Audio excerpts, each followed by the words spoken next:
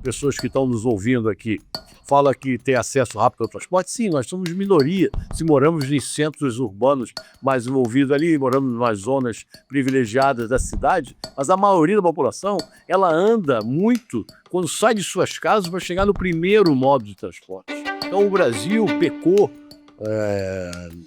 desde aí da década de 1950, quando optou pelo modo rodoviário, de uma forma bastante intensiva, e não conseguiu construir os seus metrôs, as suas linhas de trem. Devolveu o seu investimento remunerado para os seus acionistas e com a lucratividade. Esse é o modelo do PPP. Então ele está em função da demanda, quantos passageiros vão ser transportados ali. Isso é um modelo que dá certo desde que haja uma garantia do governo.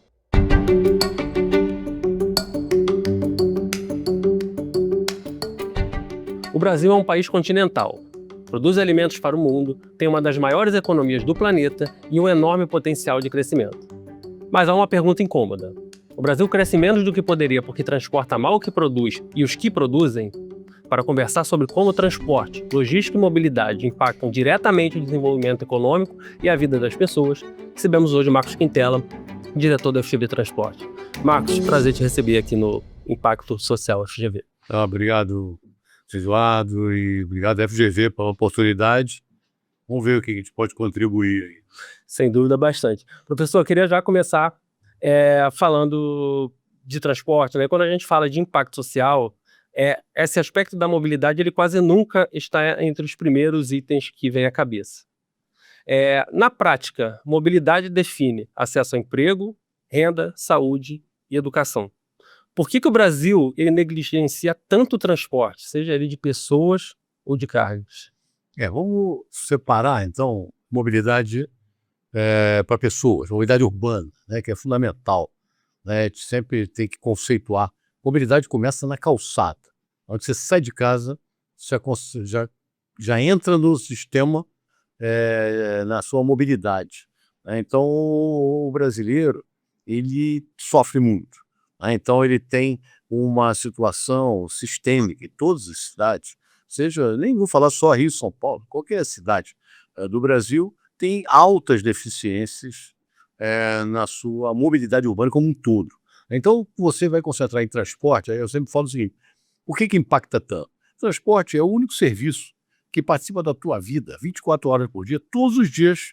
Ou seja, eu sempre falo assim, olha, não adianta um governo, os governos vão fazer escolas, vão fazer habitação, vão fazer comércio, indústria, se eu não tiver transporte, isso tudo está perdido. Muitas vezes acontece, você faz um centro habitacional numa entrada de uma cidade, como aqui no Rio de Janeiro, já houve esses casos nas rodovias de acesso, onde faziam centros habitacionais e você não tinha como levar as pessoas. Né? Então isso aí é um problema seríssimo. Né? Então tem um impacto social muito grande. Eu entendo como até o Banco Mundial considera uma das necessidades básicas humanas, que com saúde, educação, né, alimentação, tudo isso, agora o transporte é fundamental. Então o transporte público, ele precisa ser desenvolvido. Por quê? Porque na hora que você desenvolve o transporte público, você dá acesso às pessoas a tudo. Né? Vamos começar pelo lazer. Tem o lazer, ao comércio, às escolas, aos hospitais, ao trabalho. Né? Tudo isso, ele não precisa ser uma preocupação. O que eu mais falo é que o transporte no Brasil é uma preocupação. Você vai no exterior, você vai em países desenvolvidos, vai na Ásia, vai na Europa, né? O sujeito sai de casa, a pessoa sai de casa, ela não está preocupada com o transporte, porque ela sabe que o transporte estará lá, na sua frequência pré-determinada, que ele já conhece, com a sua tarifa, ele sabe que vai chegar no seu destino, e aqui não. Aqui o transporte faz parte do seu planejamento mental, até para você sair e dizer, será que eu vou conseguir chegar hoje no meu trabalho? Será que eu vou ter que pegar outro modo? Será que o ônibus vai passar? Será que o metrô vai estar funcionando? Será que o trem vai ser interrompido? Entendeu? Será que eu vou tropeçar na calçada que é difícil, que não tem acessibilidade? Mas então, nessa primeira resposta, assim, de um modo geral, é isso que acontece. Entendeu? É um problema bastante impactante em termos sociais. Né? E O que a gente percebe na sua fala é que é um problema estrutural e que atinge o país de norte a sul, nas cidades mais ricas e nas cidades mais pobres. É só você olhar Rio, São Paulo, você começa com a deficiência na acessibilidade do pedestre, né? O pedestre tem gravíssimos problemas, e não é só para aqueles que têm deficiência física, não. Para idosos, crianças, mães com carrinhos de bebê, né, até pessoas que, sem ciclovia, a ciclovia é problemática, os acessos são muito ruins, né. Então o que acontece? Você vai, olhar as redes metroviárias no Brasil, são escassas. São Paulo, que é a maior metrópole da América Latina, ela tem ali 104 quilômetros de metrô. Agora que tem uma expansão, vai chegar ali a 120 e tal, mas tem uma deficiência muito grande para a necessidade daquela grande metrópole que chega, na grande São Paulo a 22 milhões de habitantes. Então você tem problemas de integração física e tarifária. Por quê? A mobilidade urbana, você tem que conceber o seguinte: o modo a pé ele tem que ser o mínimo possível. Então o modo a pé no Brasil hoje, na matriz de transporte, ele corresponde a quase 40%. Então, quanto mais você anda a pé, significa o quê? É que você tem menos possibilidade de transporte. Se você sai de casa, leva. Porque quando às vezes raciocina, às vezes muitas pessoas que estão nos ouvindo aqui falam que tem acesso rápido ao transporte. Sim, nós somos minoria. Se moramos em centros urbanos mais envolvidos ali, moramos nas zonas privilegiadas da cidade, mas a maioria da população, ela anda muito quando sai de suas casas para chegar no primeiro modo de transporte. Anda a pé. Ou anda de bicicleta, ou então vai pegar um transporte alternativo e ilegal para chegar nesse primeiro modo oficial de transporte, seja um ônibus, seja uma estação de metrô, seja uma estação de BRT, né? Então ali ela vai pegar esse ônibus, esse metrô, que seja, e vai chegar em outro lugar, precisa de uma integração, ou vai pegar 2, 3 modos, mas muitas vezes não está integrado tarifariamente, não vai conseguir pagar com um único bilhete para sair de A até B. Porque o ideal, como acontece nos lugares do mundo, você sai de A até B com quantos modos de transporte forem necessários, pagando uma única tarifa. E uma tarifa módica, né? Então, quer dizer, isso seria o ideal, o modelo ideal, e de uma forma rápida, com frequência, planejada, tudo isso dentro dessa visão sistêmica do transporte. Isso não acontece em cidade alguma. Algumas cidades têm uma melhoria aqui, outra ali. São Paulo hoje evoluiu muito em integração, o Rio de Janeiro tenta acompanhar, mas a maioria das cidades ainda o transporte individual é prevalente. E quando a gente está falando de transporte individual, a gente está falando de carro, né? Falando de carro hoje, aplicativos que faz indevidamente o papel do transporte público. Por quê? Porque tem deficiência no transporte público, pelo preço e pela disponibilidade. Tem umas contas que a gente faz que às vezes acontece que são assim lamentáveis. Por exemplo, 4 pessoas precisam se deslocar num determinado trajeto, ela faz a seguinte conta: vou pegar ali um ônibus, custa 5,70, arredondando, R$6. 6 vezes 4, R$24. Ele vai pegar um aplicativo, muitas vezes se sair pelos mesmos 24, é ótimo. Por quê? Porque vai levá-lo de porta a porta pelo mesmo preço do transporte público, uma forma protegida, mais confortável, tranquila. Ele não vai enfrentar todos os problemas do acesso a um ônibus que tem uma carroceria de caminhão com piso alto, solavanco, muitas vezes sem ar-condicionado, e não vai levá-lo até a porta. E às vezes até é mais barato, sai R$20 um aplicativo. Quer dizer, então, isso é uma distorção dentro do modelo de transporte de uma cidade. E aí, quando a gente expande, né, essa realidade para regiões metropolitanas, mais afastadas dos centros urbanos, onde estão os postos de trabalho, a gente começa, de alguma forma, a ver uma situação de desigualdade e que as pessoas começam a não ter as mesmas 24 horas. Né? Sim. Porque perde-se muito tempo com o transporte, né? E esse tempo de deslocamento, ele afeta produtividade e qualidade de vida. Como que isso é sentido, assim?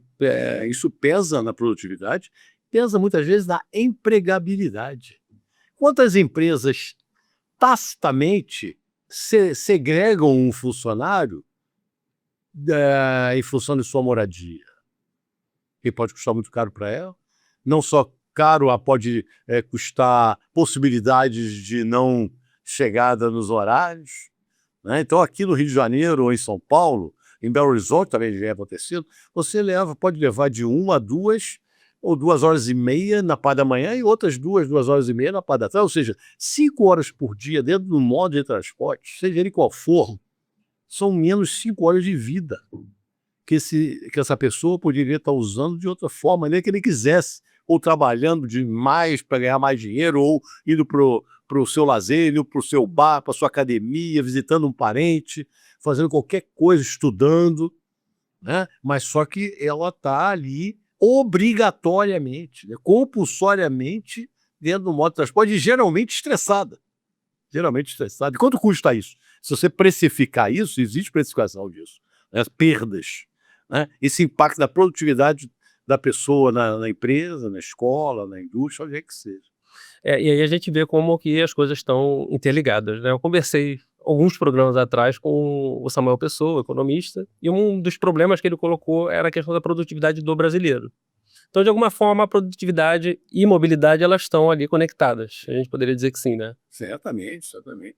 Bom, tem um balanço social muito interessante no metrô de São Paulo. O metrô de São Paulo divulga o relatório dele anual, e uma das coisas que ele enfatiza muito é os seus benefícios socioeconômicos ambientais. O que ele produz em prol da sociedade se ele não existisse? Ou seja, ele vai computar o seguinte: olha, eu estou aqui economizando tantas horas. Então, aquilo que mais precifica ele monetiza, é o tempo, a economia de tempo.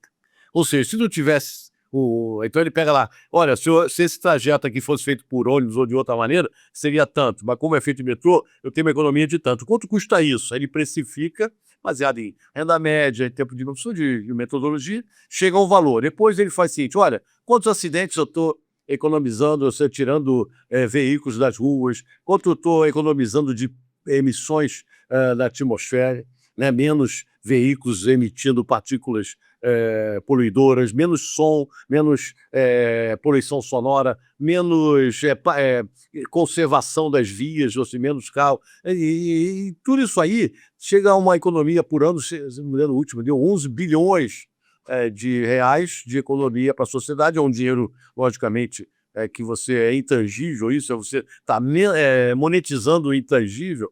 Muitas vezes são tangíveis até algumas coisas, no tempo, essas coisas todas, e aí mostra essa importância, né? Se ele começa a investir, se uma cidade, uma metrópole consegue investir maciçamente nesse transporte, você tem um benefício socioeconômico ambiental muito grande. As pessoas têm as cidades felizes, são as cidades que têm mais possibilidades de deslocamento. Aí eu volto àquilo que eu falei no início: você não tem preocupação no seu deslocamento. O deslocamento ele está lá, ele não tem que estar na sua pauta.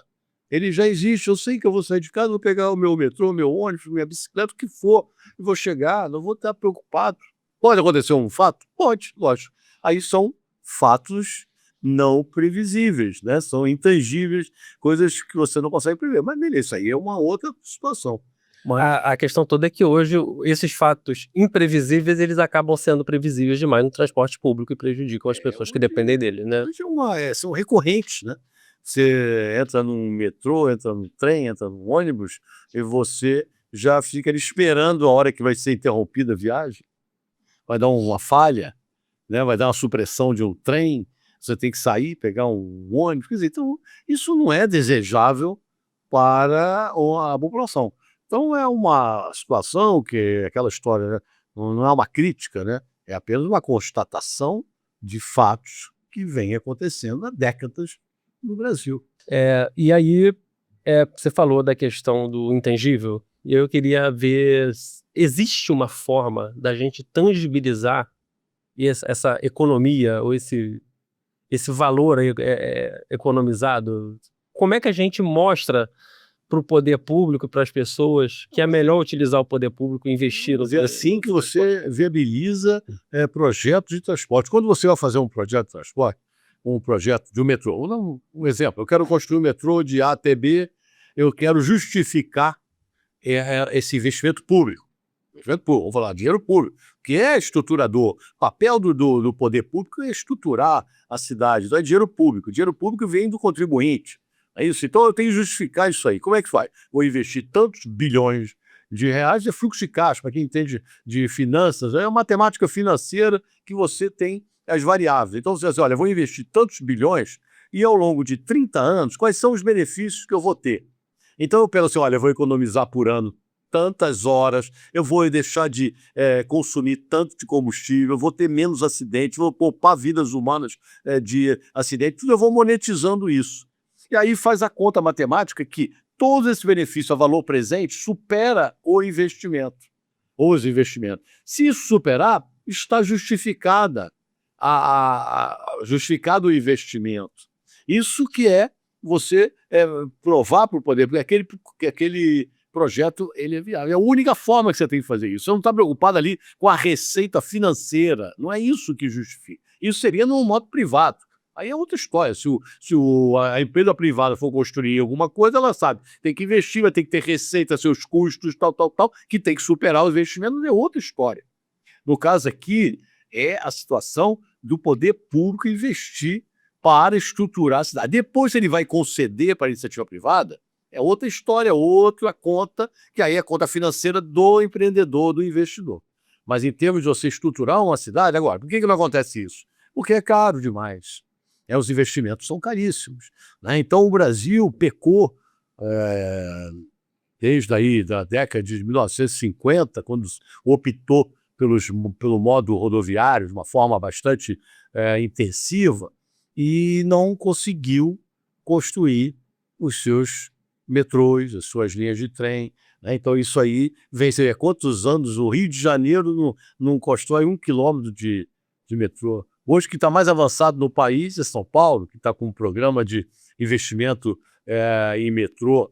Fora disso, tem uma outra cidade hoje que constrói uma linha de trem. Quer dizer, então isso vai demorar quantos anos? Né? Se você pensar que um metrô leva algum tempo para fazer, né, você não tem uma perspectiva de menos 20, 30 anos para você dotar as cidades de transporte de massa. Quando eu falo transporte de massa, é outro erro que se coloca muito na imprensa, né? Transporte de massa é transporte de alta capacidade. Isso só tem metrô e trem de subúrbio. O resto é transporte de média para baixa capacidade. BRT, que é tão alardeado como solução, como alto, nunca foi alta capacidade, é questão matemática. Não é alta capacidade, é transporte de média para baixa capacidade. Ele é alimentador, ele pode ser em corredores específicos de média demanda, ele é excelente modo de transporte para aquela demanda adequada. E o que define o modo de transporte é a demanda. Então, corredores de altas demandas, você tem que colocar o que ali? Transporte de alta capacidade, tem que colocar trem e metrô. Senão, você começa a ter aquilo que você vê todo dia nos jornais matutinos e vespertinos lá na televisão. Superlotação nas estações, plataformas cheias, você não consegue embarcar. Por quê? É matemática. Você não tem capacidade para absorver todas aquelas pessoas, né? Então, é por aí. Você falou dessa escolha pelo modal rodoviário que foi feito na década de 50 e que ela permanece até hoje. De que forma que isso limita o nosso crescimento quanto economia? Limita muito, né? Se você aí vão para agora, talvez mudar aí para a parte de carga, né? Você falou logo na sua abertura que o Brasil é um grande produtor mundial, agrícola, aí tem uma máxima que se usa muito, fala assim, o Brasil é altamente competitivo da porteira para dentro e da porteira para fora tem as suas deficiências logísticas, né? Isso aí todo mundo bate, isso aí é batido, todo mundo repete essa máxima, né? Porque realmente o Brasil hoje cada vez mais tecnologicamente, produtivamente, vem aí sendo destaque na economia mundial em termos de agronegócio, só que na hora que começa a ter que escoar essa produção agrícola, ela esbarra em quê? Na deficiência de sua infraestrutura de transporte, né? Então, quando fala em infraestrutura de transporte, você está falando hoje de toda uma massificação em cima de quê? Da rodovia. Aí são dados, né, bastante interessantes, né? Assim, o Brasil optou pelo modo rodoviário, é um país, vamos dizer assim, predominantemente rodoviário. Só que, na matriz, se você pegar a matriz de transporte de carga, estimam-se ali 65% de tudo que se transporta no Brasil está na rodovia. Alguns chegam a 70%, vamos botar 65%, 17% na ferrovia. Só que nesse 65% de rodovia, a Confederação Nacional de Transporte, todo ano, faz uma pesquisa sobre a qualidade das rodovias. Esse último ano mostrou que... peraí, aí tem outro dado mais importante ainda. As rodovias hoje só tem 14% da malha rodoviária brasileira pavimentada. Isso é gravíssimo. Tem 1.600.000 quilômetros de rodovia, sendo que somente 14% são pavimentados. Desses 14%, a CNT, que é a Confederação Nacional de Transporte, faz a pesquisa e mostra que 67% dessas rodovias pavimentadas estão em estado péssimo, ruim ou regular. Olha, aí você fala assim, por aí, eu sou rodoviário e não tenho rodovias. E aí, qual é o impacto disso na produtividade? Porque se toda a sua safra agrícola, industrial, tudo sai na rodovia, você está sacrificando todo o material rodante que está ali, todos os caminhões, alta depreciação, custo operacional alto, mais consumo de combustível, mais acidentes, perda de vidas humanas, né? Então isso aí, você já está aumentando o quê? O custo logístico, que o último dado que deu ali, dava em torno de 15% a 17%, dependendo da fonte, do PIB brasileiro, que está comprometido com a logística, com o custo logístico de transporte. Quer dizer, é inadmissível isso, quando nos Estados Unidos é 8%, 7%, em outros países muito menos. Quer dizer, então, você está ali. Aí você vai dizer, tá bom, e as ferrovias? Ferrovias que correspondem a 17% da matriz, você tem 30 mil quilômetros de ferrovias. Só que somente 10 mil estão operacionais. Os 20 mil, outros 20 mil estão abandonadas ou subutilizadas. Então você pega 10 mil, só que desses 10 mil, 72% que circula ali dentro são minérios, exportação de minério. Então você não transporta o agronegócio é 13%. Ou seja, o agronegócio está onde? Está na rodovia. Quando ele deveria estar na hidrovia e na ferrovia, na integração com todos. Então você tem gravíssimos problemas. Você não transporta na ferrovia carga geral, container, né? Carga geral, combustíveis. Olha o risco que é a ineficiência no Brasil transportar combustível, só que em fontes primárias nos dutos, mas a maioria dos casos é rodovia. Muito pouco na ferrovia, muito pouquíssimo. E da cabotagem também, que você transporta combustível. Então você tem deficiência, a hidrovia.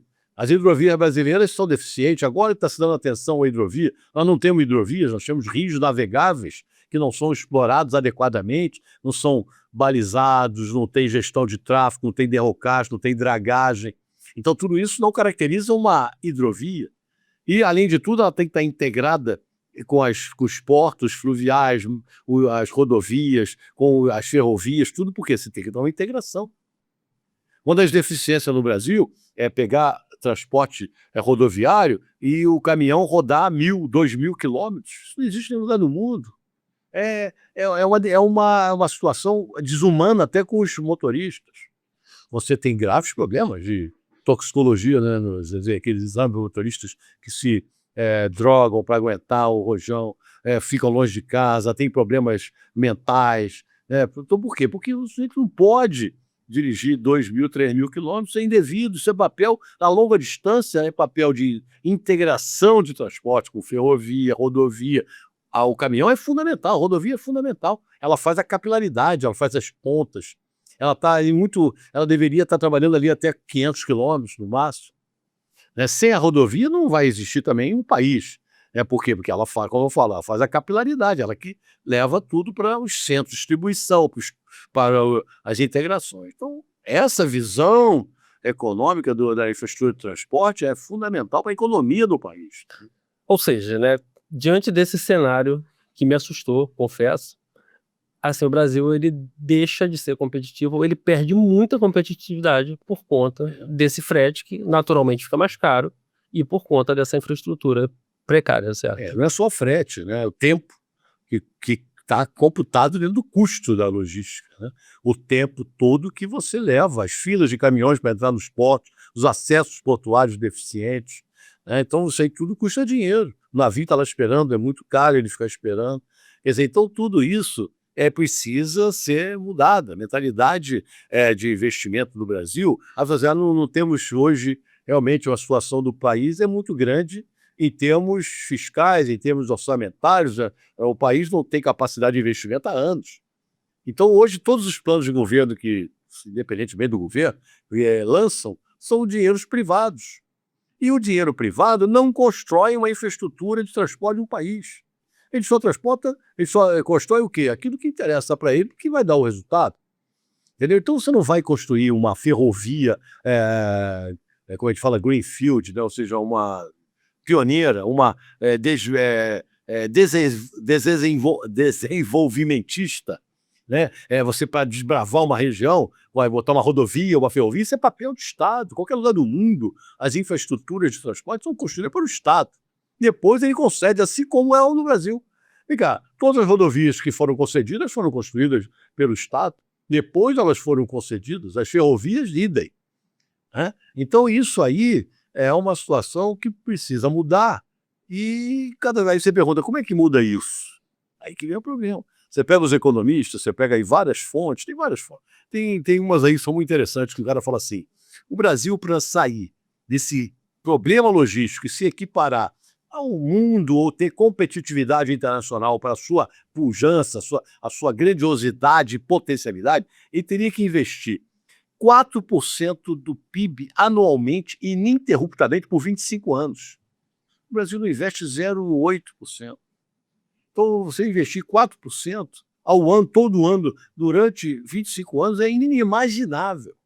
Até porque tem que começar. Além de começar, tem que dar continuidade. Aí tem que dar continuidade o quê? A política e a partidária. Porque ninguém quer fazer isso para o governo anterior. Essas infraestruturas, não, elas começam num governo e vão terminar 1 ou 2 governos depois. E aí vem as brigas políticas que não permitem esses avanços. Quando a gente pensa em transporte, os investimentos eles precisam de fato ser de longo prazo. E quando a gente olha para fora, a gente tem o exemplo da China, que talvez tenha percebido já há algumas décadas a importância de se investir em infraestrutura de transporte. E os resultados eles já aparecem aí nas últimas décadas, né, como uma grande potência. E é esse o caminho?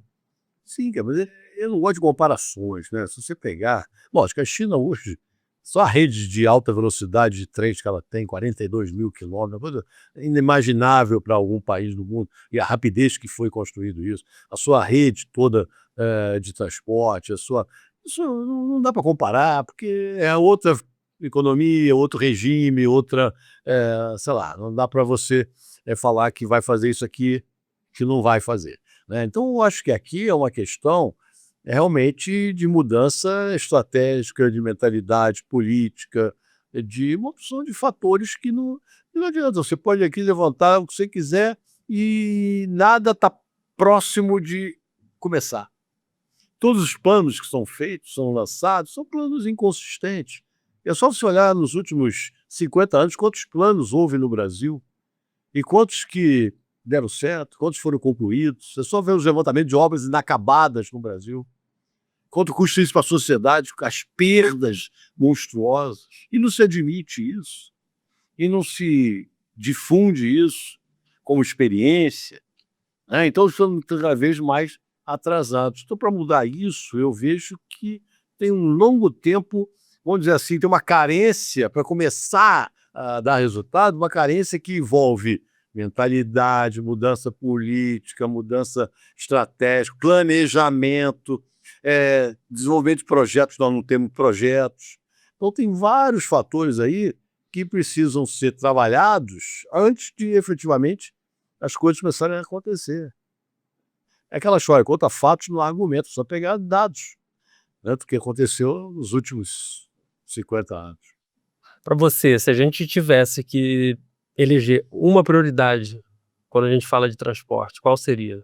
Olha, não existe, Eduardo, você falar uma prioridade. A prioridade hoje no Brasil, se você pensar, bom, vamos lá, é criar uma rede de transporte rodoviária para começar a desenvolver alguma coisa que você não tem.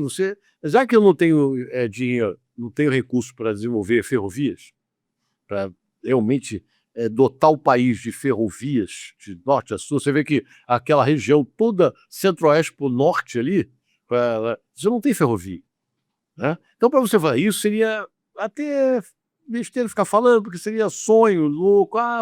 Não, vamos fazer o seguinte, já que nós não temos, vamos manter as rodovias, vamos recuperar as rodovias, vamos duplicar, vamos melhorar os traçados, vamos melhorar a qualidade, para pelo menos você conseguir escoar o que tem de uma forma mais racional. Por quê? Porque é mais rápido, entre aspas, mais barato fazer isso, né? Manutenção, você pode conceder para a iniciativa privada mais dentro de uma racionalidade, modelos que venham atrair esses investidores, para você, pelo menos, sair de 14% de uma malha que é pavimentada para 50% em condições melhores do que péssima, ruim ou regular.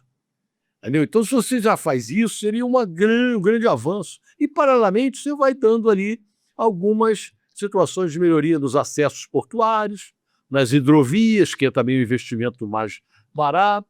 Entendeu? Então, você está realmente ainda faltando planejamento de transporte, cabeça pensante técnica. Eliminar qualquer conceito político nessas ideias. Isso é um pouco ainda longe daquilo que a gente imagina.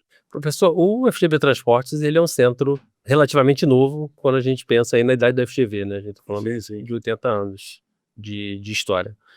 De que forma que o centro ele já contribui com o desenvolvimento desse debate e do desenvolvimento dessa infraestrutura que o Brasil tanto precisa? Rapaz, nós estamos aí atuando bastante nas políticas públicas, disseminando conhecimento. Nós temos uma revista hoje importantíssima, chamada Revista Brasileira de Transportes, a RBT, da FGV, a revista bilíngue, que ela publica artigos científicos, já está na 10ª edição, já tem 5 anos, e essa revista vem atraindo bastante material que vem dando oportunidade para as cabeças pensantes do país. Nós temos o Laboratório de Tarifas de Transporte, que vem desenvolvendo conceitos de tarifa zero na área de mobilidade urbana, na estruturação de custos operacionais dos ônibus, para mostrar quanto custaria os transportes nas cidades. Nós estamos atuando muito em projetos portuários, estamos aí desenvolvendo assessoria para as companhias docas, para estudos de mercado dos portos, acessos portuários, fazemos congressos, fazemos palestras, toda hora a gente está na imprensa dando, vamos dizer assim, disseminando conhecimento, né, mostrando conhecimento. Então, eu acho que isso é uma contribuição, é o papel da FGV. A FGV tem que disseminar conhecimento e influenciar políticas públicas. Então, o papel é fundamental, que eu acho que é o que a FGV Transportes ela tem realmente contribuído bastante e está crescendo muito, né? Você falou de um ponto que acho que interessa muita gente, que é a questão da tarifa zero no transporte. O que você pode falar para a gente sobre esse assunto? A tarifa zero é um conceito muito ainda incipiente no Brasil, porque ela está muito hoje implantada em pequenos municípios. O maior município que tem hoje, que foi um caso de sucesso, que é Maricá, no Rio de Janeiro, que tem a coisa principal, que é a fonte de financiamento, são os royalties de petróleo. Em outros municípios que não têm essa oportunidade, já começa a acontecer uma dificuldade. São Paulo está estudando lá, ela já pratica a tarifa no domingo, mas é a sustentação do modelo. Por quê? Porque tem que subsidiar, é o subsídio pleno do sistema. Então o subsídio está crescendo muito no Brasil. Por quê? Sem subsídio não haverá transporte público, porque não se sustenta pela tarifa. Então existe um conceito importante que as pessoas têm que conhecer, sempre o seguinte: tarifa pública é aquela tarifa que é cobrada do usuário. Agora, tem a tarifa técnica, que é quanto custa para efetivamente transportar aquela pessoa. E a tarifa de remuneração é aquela que tem ainda o lucro em cima da tarifa técnica, que vai remunerar a concessionária, que ela não vai trabalhar de graça. Então a concessionária tem que cobrir os custos operacionais de manutenção e ainda ter o seu lucro, que é a tarifa de remuneração. Na hora que, logicamente, esse valor é muito maior do que a tarifa pública. Então, essa diferença é o subsídio, que é praticado no mundo inteiro. Só que para praticar isso, você tem que ter fontes de recursos. E para você cobrir 100% disso, que seria a tarifa zero, mais recursos ainda, que vem do contribuinte. Você não pode ficar onerando mais ainda o contribuinte com mais impostos, tributos. No exterior, Acontece muito o quê? Eles usam estacionamentos públicos como fonte de receita, pedágio urbano, taxas sobre empresas que estão naquela região que usam o transporte. Então eles têm toda uma condição, porque para você fazer isso, você tem que oferecer esse transporte, tem que dar um retorno para a população. Então aqui, hoje se fala muito em tarifa zero, que seria uma monstruosidade orçamentária, e não tem como o Brasil bancar isso, ou a princípio ainda não está claro como ele bancaria isso. Algumas cidades hoje, poucos municípios, são 5.570 municípios, você tem cento e poucos municípios praticando isso.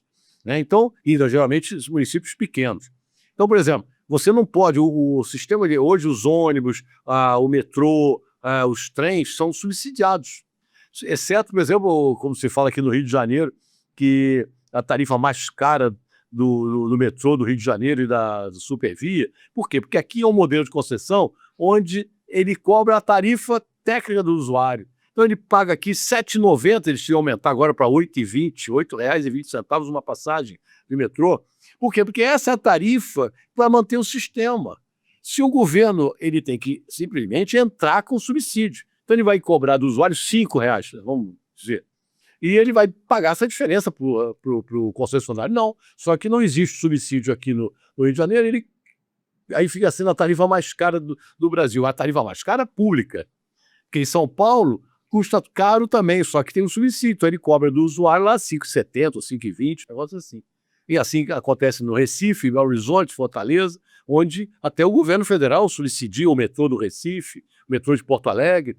Então isso tudo é uma visão de política pública importantíssima. E nós estamos estudando, contribuindo, dando sempre essas informações aí. E aí a gente, acho que entra numa outra questão, que é as parcerias público-privadas. Hoje, esse modelo de concessões a gente talvez possa encaixar nesse modelo de PPP. Isso tem funcionado no Brasil? PPP é uma concessão. Então, o que acontece? Tem funcionado dependendo de como é estruturado. PPP é outro conceito que muita gente confunde. Vai fazer a parceria público-privada. Acha que é só uma parceria entre o público e o privado, porque o privado vai lá e faz tudo. Não. Existe dinheiro público da mesma maneira. Então, hoje tem um exemplo clássico, que é a linha 6 do metrô de São Paulo. Eu participei da estruturação desse projeto. E a linha 6, laranja, a linha universitária, que está sendo construída lá no metrô de São Paulo, ela é a principal PPP plena do país em termos de metrô. Então, o que ela fez? Na construção, então é uma parceria público-privada. Na construção, ele tem lá dinheiro público e dinheiro privado. O investidor, o concessionário está lá, aportando para construir o metrô. Aí ele vai ficar pronto em 2027, mais ou menos, está sendo previsto. Quando chegar em 2027, concluiu, houve ali o quê? Investimento público e privado. Muito bem, começa a operação. Quando começar a operação, começa a ter o quê? Receita tarifária. Aí vai ter uma tarifa pública cobrada do usuário. Essa receita é insuficiente para manter o sistema. É insuficiente para devolver o dinheiro investido pelo privado, que o privado colocou dinheiro ali de graça? Não. O que ele quer quando ele investe? Ele quer o retorno do investimento remunerado e com lucro. Aí o que acontece ali?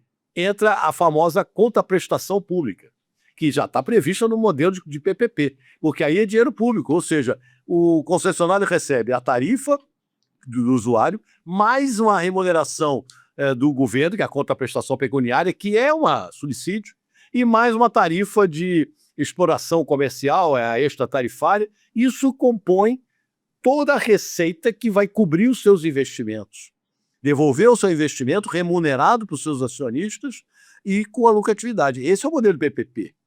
Então ele está em função do quê? Da demanda, quantos passageiros vão ser transportados ali. Isso é um modelo que dá certo desde que haja uma garantia do governo, porque também ele está investindo aqui antes, sabendo o seguinte, será que eles vão me pagar lá na frente? Aí tem os chamados fundos garantidores, que se o governo não pagar, o fundo garantidor paga. Quer dizer, é um arcabouço jurídico importante. Para dar certo, ele tem que ser muito bem estruturado. Então tem várias, hoje a PPP, quando ela é bem estruturada, vem dando certo no país, na área de saneamento, na área hospitalar, na área de transporte, entendeu? Mas ainda é pouco, ainda precisaria mais. Por quê? Porque o projeto tem que ser atraente e o governo tem que ter capacidade de investimento e de garantir aquela PPP. E aí também volta para aquele caso de não ter capacidade de investimento. Então a PPP é isso, não é uma situação que só o privado entra.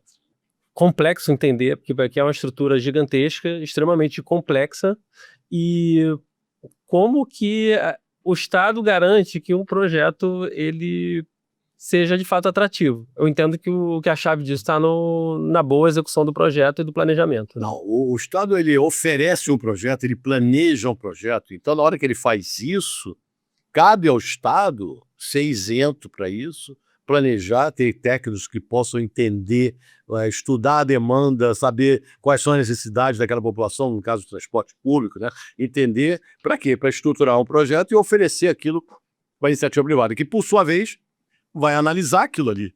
Vai ver, peraí, vamos ver se esse estudo de demanda do Estado está adequado, se eu vou realmente colocar dinheiro aqui.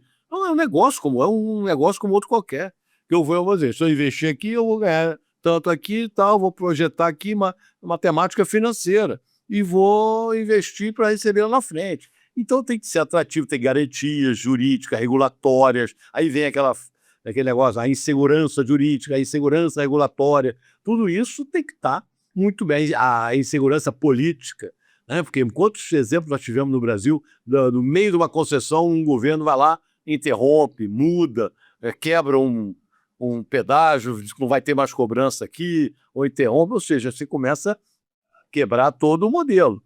Então essa garantia é que precisa ser dada e ser aceita pelo investidor. E eu imagino que essa insegurança ela seja precificada e torne o projeto mais caro. Torne mais caro o projeto. É lógico que da planilha de risco, as planilhas de risco de projetos no Brasil são enormes e precificadas, você joga de tudo ali dentro, prevendo inadimplências, problemas cambiais, problemas políticos, problemas de todas as ordens. Está tudo precificado ali, é lógico. É o famoso risco-retorno. Finanças pura. Tá certo? Quanto maior o risco que eu estou exposto, mais eu vou exigir de remuneração para correr aquele risco. Quando a gente fala de transporte, né, sobretudo rodoviário, a gente está falando de transporte movido a petróleo. Então tem queima de carbono, essas coisas todas. Como que o setor do transporte hoje, ele se insere nessa agenda de transição energética e o que a gente pode fazer para tornar essa matriz mais limpa? Bom, o Brasil é um país com uma matriz energética limpa, né, a sua totalidade. Agora isso aí, para levar para o transporte, é uma situação que, por exemplo, tirando os metrôs e os trens que são eletrificados e de eletricidade gerada de matriz de fontes limpas, isso é muito importante. A descarbonização é uma tendência mundial, né? O Brasil está caminhando para isso. Então hoje você tem desenvolvimento de biodiesel, biomassa, etanol, né? Tudo isso é uma tendência, a eletrificação de veículos, hoje tem frotas de caminhões, né, das empresas elétricas, ainda esbarra aí investimentos grandes na infraestrutura. Você não desenvolveu mais ainda os veículos elétricos, os caminhões elétricos, porque você ainda tem a deficiência nas rodovias, né? Você ainda não eletrificou as rodovias, né? Ainda nas cidades você ainda tem também problemas. Quer dizer, então eu acho que é uma tendência que vai acontecer. Aí também tem que se resolver vários outros problemas, por exemplo, na parte elétrica, eu não sou especialista nisso, mas a gente está sempre vendo o que os outros comentam, os descartes de baterias, por exemplo, tem um problema ambiental na logística reversa e não sei mais o que dessa aí. Quer dizer, então existe ainda uma estrutura que precisa ser bem desenvolvida, mas eu acho que já está em termos de mentalidade evoluindo bastante. Aí falta investimentos e falta ainda uma situação de criar essa infraestrutura de transportes para a descarbonização, que não é só, quando se fala isso, não é só veículos elétricos, não.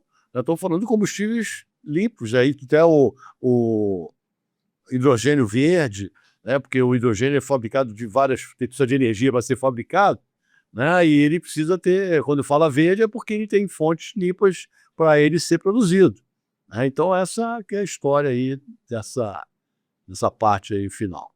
Então, o resumo da nossa conversa é que o Brasil precisa começar a planejar e investir em transporte e infraestrutura de transporte para que a gente possa dar um salto de crescimento econômico. Precisa investir muito, precisa se mudar muito toda a prioridade, porque o problema todo é que você não pode focar com baixa capacidade de investimento que o Brasil tem como um todo, você não pode chegar e falar assim, bom, agora vamos focar só em transporte. Quando você tem deficiências absurdas em educação, saúde, habitação, segurança, né? Então você tem ali um desafio muito grande para os governos para entender como é que isso pode ser administrado. Então não é um problema que vai acontecer nos próximos anos. Talvez você é novo, talvez daqui a 20 anos você entreviste um outro Marcos Quintela, que eu não estarei mais aqui, e vai talvez repetir a mesma entrevista que eu estou dando, infelizmente. Professor, espero te entrevistar daqui a 20 anos. Tá? Nós já Olha, professor, eu queria te agradecer aí pela presença, pelo aprendizado que trouxe aí sobre o setor de transporte, e também queria agradecer ao público que está aqui com a gente, que está nos ouvindo, que aprendeu bastante aí sobre mobilidade e transporte. O Impacto Social fica por aqui. Peço a todos que nos acompanhem nas redes sociais, no YouTube, nas plataformas de áudio. O Impacto Social FGV volta numa próxima edição com outro convidado, trazendo um novo tema para você. Tchau, tchau.